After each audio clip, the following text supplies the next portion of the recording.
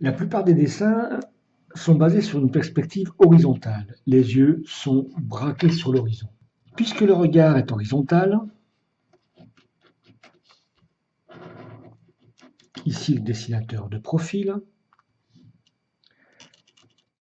l'horizon se trouve, en principe, au milieu du dessin, ici. Il y a autant d'espace en haut que d'espace en bas. Autant d'espace en haut que d'espace en bas.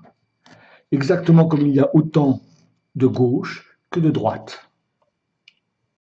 Bref, le centre de notre dessin est le centre de notre regard. Le dessin est comme une fenêtre ouverte sur l'espace.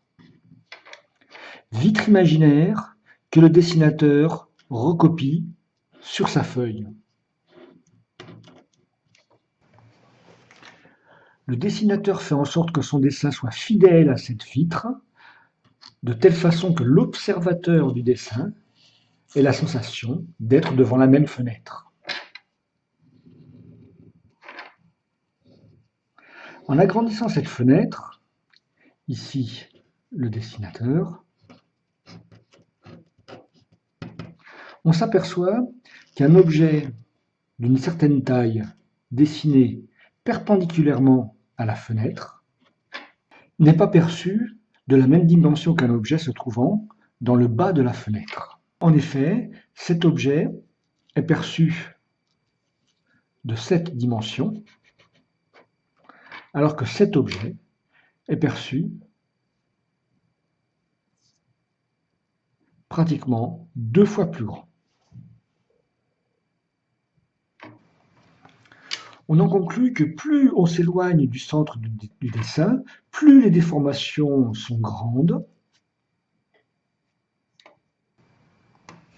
car les projections de l'espace ne sont plus perpendiculaires à l'espace regardé ni à la fenêtre du travail.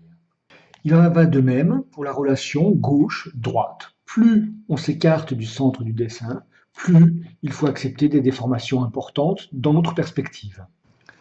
Le dessinateur n'est toutefois pas obligé d'accepter ces déformations et peut incliner sa fenêtre de travail perpendiculairement à ce qu'il regarde. Le dessinateur doit donc conserver un angle de vue raisonnable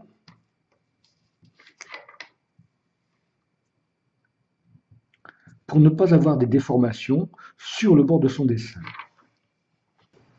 Il ne peut dessiner la totalité de l'espace qui l'entoure et doit choisir entre un regard horizontal, avec des verticales perpendiculaires à son regard, ou un regard non horizontal, mais à ce moment-là, les verticales ne sont plus perpendiculaires à son regard.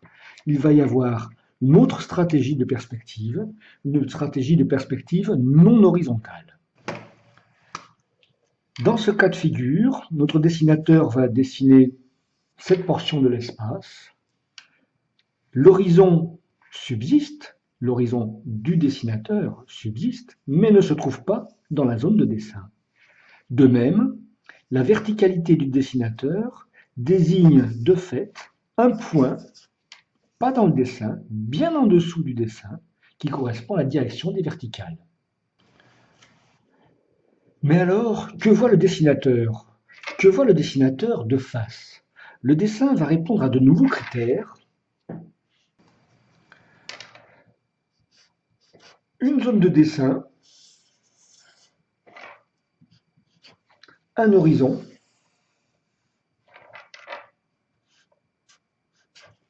un axe des verticales. Je dessine un cube dans cet espace.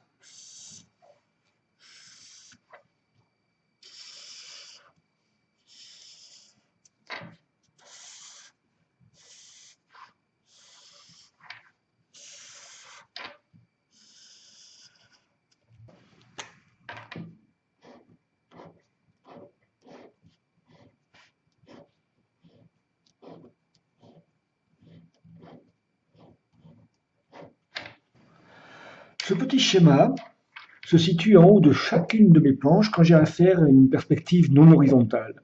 J'essaye d'imaginer où se trouve l'observateur, où se trouve ce qu'il regarde, donc la direction de son regard, le positionnement par rapport à la taille de son dessin de l'horizon et le positionnement toujours par rapport à la taille du dessin de l'axe des verticales.